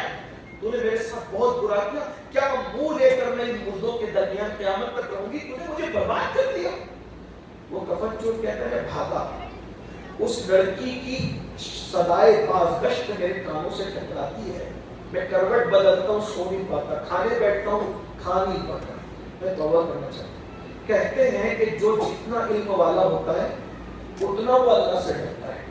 انما یخشی اللہ من عبادہ العلماء. اللہ کے بندوں میں علم والے اللہ سے زیادہ ڈرنے والے ہوتے ہیں، اور جتنا بڑا عالم ہوگا اس کی پہچان نہیں کہ اتنا اللہ سے ڈرے گا. اور اللہ کی مخلوق میں رسول اللہ سے بڑا کوئی عالم نہ تھا، نہ ہے، نہ ہو سکتا ہے. اس لیے اللہ سے جتنا اللہ کے رسول ڈرتے ہیں اس سے زیادہ اللہ سے کوئی ڈرنے والا نہیں ہے. تو حضور علیہ السلام جب سنا کہ اس نے مردہ لڑکی کے ساتھ ایسا کیا تو حضور پر اللہ کا خوف طاری ہوا، اور اس خشیت کے غلبے میں حضور علیہ السلام نے فرمایا اے نوجوان تو جلدی سے دور ہٹ، مجھے ڈر لگ رہا ہے کہ تیری وجہ سے کہیں اللہ کا عذاب نازل نہ ہو جائے، آگ برس نہ پڑے، پتھر نہ برس جائے، تو جلدی یہاں سے ہٹ. تو ہٹ گیا، سر پہ کھانتا رہنے لگا، جنگل میں پھیلنے لگا، روتا رہا. کہتا اللہ تیرے یہاں اگر میری معافی نہیں ہے، اگر تیرے یہاں میری معافی نہیں ہے تو پھر مجھے اتنا سخت عذاب دے کہ نہ مجھ سے پہلے کسی کو دیا نہ میرے بعد کسی کو دیا. میرا گناہ اگر تیری رحمت سے بڑا ہی ہو گیا ہے تو جو چاہے مجھے عذاب دے دے, جو چاہے میرے ساتھ کر, میرے علاوہ کسی کو اتنا بڑا عذاب نہ دے. اور میرا گناہ تیری رحمت سے بڑا نہیں ہے اور ہرگز نہیں ہے. تیری رحمت بے شک میرے گناہ سے بڑی ہے, میرا ایمان ہے.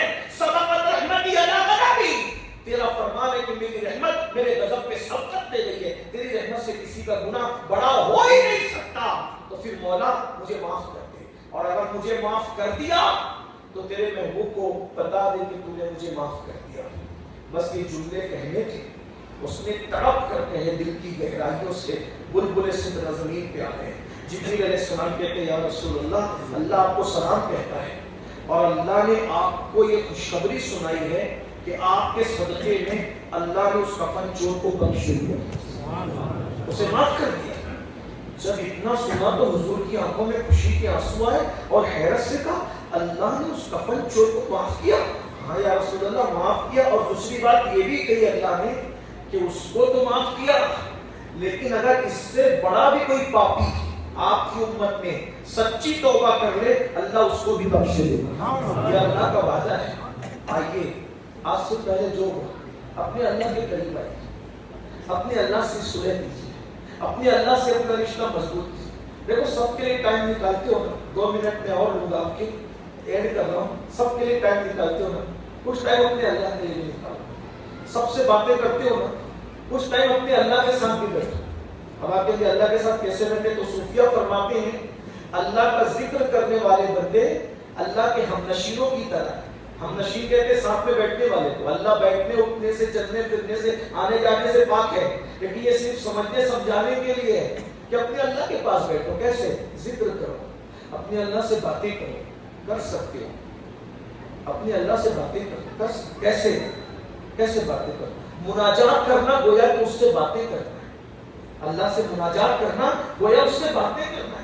اللہ کسی غیر نبی سے کلام ڈائریکٹ نہیں کرتا. میں کلام کی بات نہیں کر رہا ہوں, مناجات کر رہا ہوں. اعلیٰ حضرت امام اہل سنت نے آپ کے والد کی کتاب احسن البیاء لآداب الدعاء پر جو ذیل البداع حاشیہ لکھا, اس میں لکھا کہ اللہ فرماتا ہے حدیث قدسی میں کہ جب میرا بندہ میری بارگاہ میں دعا کرتا ہے تو اس وقت میں معیت خصوصی کے ساتھ اس کے ساتھ ہوتا ہوں. یعنی جب تم دعا کے لیے ہاتھ اٹھاتے ہو تو اللہ تمہارے ساتھ ہوتا ہے. نحن اقرب الیہ من حبل الورید, وہ تمہاری شہرت سے زیادہ قریب ہے. اپنے مسائل اس سے شیئر کرو اور اس یقین کے ساتھ کرو کہ وہ سن رہا ہے, اور اس یقین کے ساتھ کرو کہ وہی حل بھی کرے گا. بس ایک کام کرو, اس کے محبوب کا وسیلہ ہو. ہمارا اللہ ہماری جانوں سے زیادہ قریب ہے. وہ ہر دوری سے پاک ہے اور وہ ہر قربت سے پاک ہے. اس کی وہ دور ہی نہیں ہے, اور وہ اتنا قریب ہے کہ ساری قربتوں سے پاک ہے. اتنا قریب ہے. اس کے یہاں دوریاں نزدیکیاں نہیں ہے, اس کے آنا جانا نہیں ہے, اس کے اٹھنا بیٹھنا نہیں ہے. مثل سے مثال سے وہ سب سے پاک ہے. لیکن بس اتنا یقین رکھو کہ وہ شہرت سے زیادہ قریب. کتنا قریب ہے؟ شہرت سے زیادہ قریب. رسول جان سے زیادہ قریب, اللہ شہرت سے زیادہ قریب. اس کی باتیں کرتے ہیں. ادھر ادھر جا کے مسئلے بتاتے ہو, لوگ تمہارا مذاق اڑاتے ہیں. ادھر ادھر روتے گر گڑاتے ہو, لوگ تم پہ ہنستے ہیں. کبھی اپنے مسائل اللہ سے بیان کرو. اگر اللہ نہ حل کرے تو پھر کیا؟ گر گڑا کے تو دیکھو. سب سے محبت کی اس سے محبت کر کے, سب سے صلح کی اس سے صلح کر کے, سب سے مانگا اس سے مانگ کے دیکھو. سب پہ اعتماد کیا اس پہ اعتماد کر کے دیکھو. سب پہ یقین کیا اس پہ یقین کر کے دیکھو. سب پہ بھروسہ کیا اس سے بھروسہ کر کے دیکھو. وہ کروڑوں ماؤں سے زیادہ ہم سے پیار کرتا ہے. کروڑوں مائیں مل کے ہم سے جتنا پیار نہیں کرتے اس سے زیادہ اللہ ہم سے پیار کرتا ہے. کیوں دور ہو؟ اس سے قریب آؤ. اور اس کے قریب آنے کا ایک ہی راستہ ہے, سب سے بہتر راستہ, سجدہ کرو اس کے قریب. آیت نہیں پڑھتا اس لیے کہ یہ آیت سجدہ ہے. اس کا مفہوم پیش کر رہا ہوں. کیا سجدہ کرو قریب. آقا فرماتے جو سجدے میں چلا جاتا ہے اللہ اور بندے کے درمیان کے سارے پردے اٹھا دیے جاتے ہیں. اب یہ نہیں کہا نیک سجدہ کرے گا کوئی پردے اٹھیں گے, عالم سجدہ کرے گا کوئی اٹھیں گے, ان پڑھ کے کرنے سے نہیں اٹھیں گے. نہیں, جو مومن سجدہ کرے گا ادھر پیشانی خلوص کے ساتھ سجدے میں گئی اور تیرے اور اللہ کے درمیان سارے پردے اٹھا دیے. اب مانگنا کیا مانگتا ہے؟ وعدہ کیا ادعونی استجب لکم, مجھ سے جو مانگو گے میں تمہیں عطا کروں सबसे रिश्ते जोड़े, अल्लाह से भी जोड़ लो, सबसे सुलह की, अल्लाह से भी कर लो, सबके करीब है अल्लाह, सबकी खुशी का ख्याल किया, अल्लाह की खुशी का भी ख्याल, और अगर ऐसा नहीं किया एक दिन मौत है। इन्ना बत्शा रब्बिका लशदीद, तेरे रब की पकड़ बड़ी सख्त है, फिर अल्लाह पकड़ करेगा कोई नहीं बचा सकता। आइए नई जिंदगी का आगाज करें, तौबा करें, बदलें अपने आप को। ये नहीं कि हम इंजॉय नहीं कर सकते, कमा नहीं सकते, हर इंजॉय करो, खूब कमाओ, खूब खाओ, अच्छे मोबाइल इस्तेमाल करो, अच्छी सवारी इस्तेमाल करो, सब इस्तेमाल करो, लेकिन उसमें अल्लाह को मत भूलो, बस इतना है। देखो मोमिन जो है ना वो तर्के दुनिया की बात करता है, ना घर के दुनिया की बात करता है। मोमिन का रास्ता न तर्के दुनिया है न घर के दुनिया है। मोमिन ऐसा है, न दुनिया छोड़ो न दुनिया में डूबो। मोमिन की शान ऐसे जैसे कश्ती समुंदर में रहती है, ऐसे समुंदर पर रहो, समुंदर पर रहो। अगर समुंदर पर कश्ती है, कामयाब है कि नाकाम है? और अगर समुंदर कश्ती के अंदर आ गया तो गई कश्ती। तो दुनिया में हम रहें, दुनिया हमारे अंदर नहीं आना चाहिए, हमारे दिल में याद है अल्लाह उसके रसूल की मोहब्बत है, यही पैगाम है। अल्लाह हम सबको तौफीक अता फरमाए। बड़ी खुशी हुई, चर्च को मस्जिद में तब्दील होते थे और नाम भी खूबसूरत रखा, जिसने काबतुल्लाह पर बैठे हुए बुतों को तोड़ा था उसका नाम रखा। बड़े मजे की बात है। अल्लाह तुम सबको सलामत रखे, पूरी टीम को सलामत रखे, बाकरामत रखे, जज़ाए खैर अता फरमाए। जब मैं आ रहा था तो हुजूर अमीर मोहतरम हज़रत अल्लामा शाकिर नूरी साहब की बुला ने फरमाया था कि आप जा रहे हैं तो जाम्बिया वालों को मेरा सलाम पेश कर देना। मैंने आप सबको सलाम पेश किया है। गुफ्तगू के दौरान कोई गलती को अल्लाह माफ़ कर दे। अस्तग़फिरुल्लाह रब्बी मिन कुल्लि ज़ंबिन व अतूबु इलैहि व मा अलैना इल्लल बलाग। अस्सलामु अलैकुम।